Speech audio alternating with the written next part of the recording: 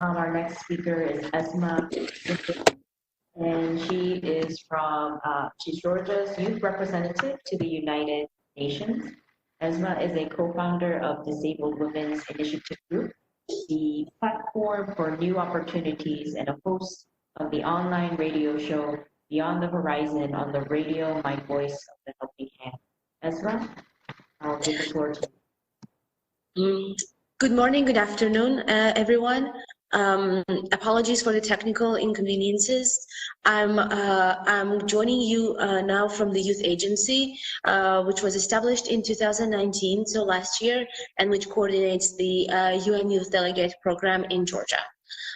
Dear audience, it's a great opportunity for me to speak to you at the first Youth Forum of Community of Democracies on behalf of Georgian youth. The UN Youth Delegate Program has been established in Georgia since 2012. I'm the 8th youth delegate of Georgia.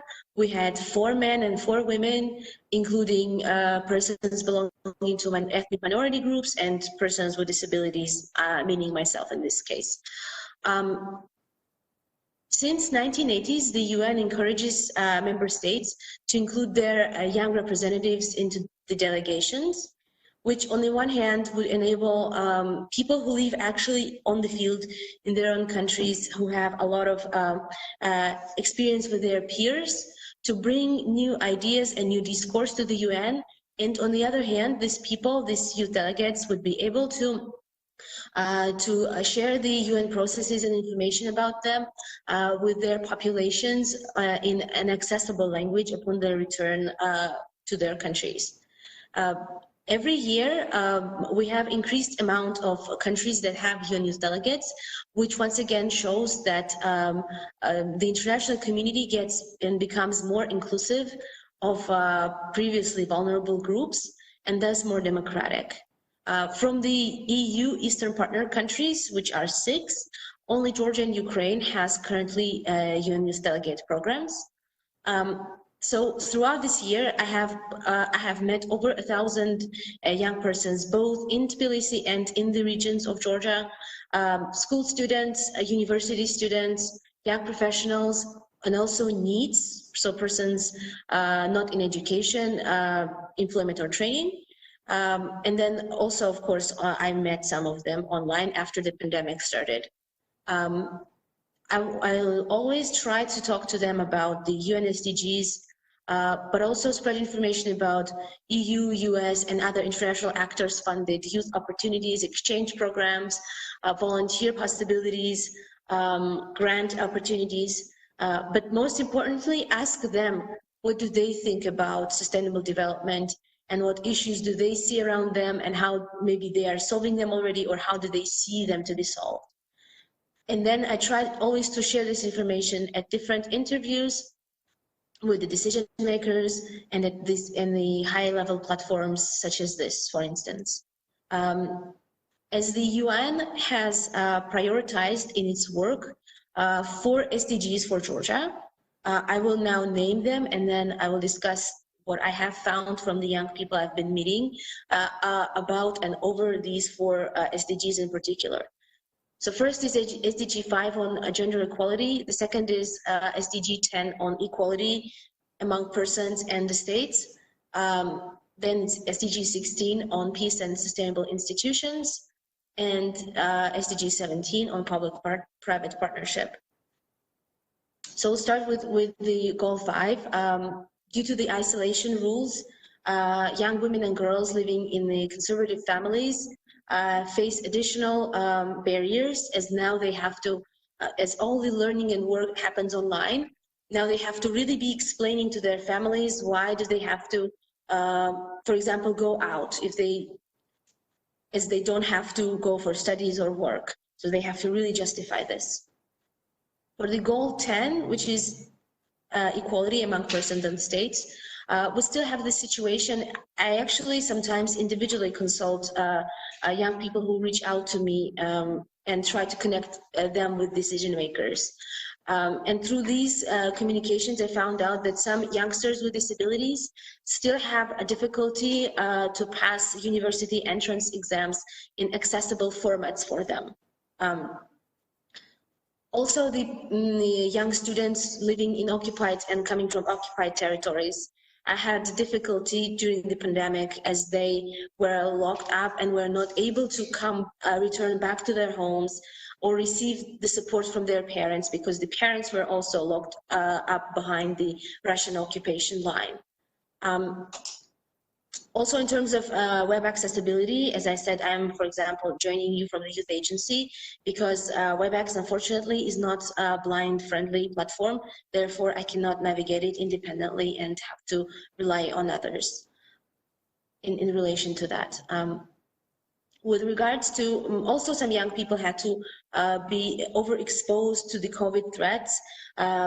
Those who were working in the service sector, those who were, for instance, locked up in the market, in the supermarkets, so that they could start the work right away after the curfew ends in the morning, for instance. On the goal regarding the equality between states, when we were discussing with my peers, many of them talked about the importance of solidarity between middle-sized and little and smaller states to ensure and that our territorial integrity, our sovereignty is not torn apart, and that we don't face separatism, occupation, and hatred and conflicts, no matter who our allies are internationally. On the goal 16th, I always talk about this. It's very important to talk not only about resolving big inter-ethnic or political conflicts, but it starts from our communities. How do we treat each other internally? Is there bullying? Is there tolerance? Is there acceptance and solidarity? With regards to that, I would say that the solidarity that our civil society showed in 2018 when Pankisi Gorge resident, who is ethnically Kist or Chechen, was fatally shot in creating the social demand for proper investigation of that case, was really worth noting because, as I said, the Georgian civil society really showed solidarity to his family in that regard. I'm a member of the youth initiative group, which is called the 16th Element, and where we publish blogs and some interviews, but also hold discussions with young people around Georgia about peace in conflict and try to put forward peace narratives from our personal lives and our personal peace experiences. With the goal 17, a lot of young people mentioned the importance of socially responsible business. As for business, it's also very important to live in, operate in prospering and stable society, because this prosperity and economic stability and political stability, peace, and all other relevant human rights really contribute to creating more demand, like more economic demand on the goods and services that they provide. And one of the things that was put forward by the young people was vision that it's important that food that remains in the restaurants or hotels unused is given out to those who really need it instead of being thrown away. Of course, there are much more issues that I would like to speak, but as time is limited, I would stop here and would be always glad to answer your questions if you have any. Thank you.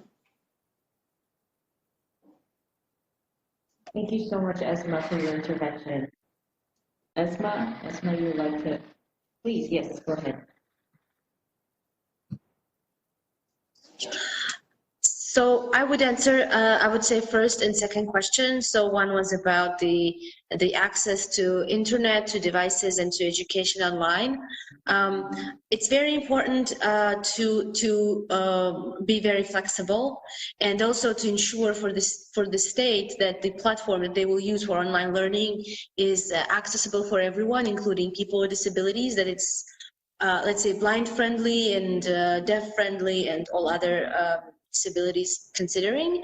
There is also a good practice from Estonia where they have a technology education specialists in some schools at least, and to have that would be good to have one in each and every school to address teachers' questions and teach them how to use technology properly. And finally, there are, for example, in Georgia, we have this initiative, it's called turnon.ge, where people contribute some money or they can contribute devices, and they give away some laptops, some smartphones to those who don't have them, but also mostly what they do, they would pay for your internet expenses if you are socially vulnerable and if you don't have good internet access, because this is very, very crucial. I know some teachers and some schools using even Facebook messengers to share the educational materials somehow, and then to pass exams and to discuss with the teacher. So I would say flexibility is a key here.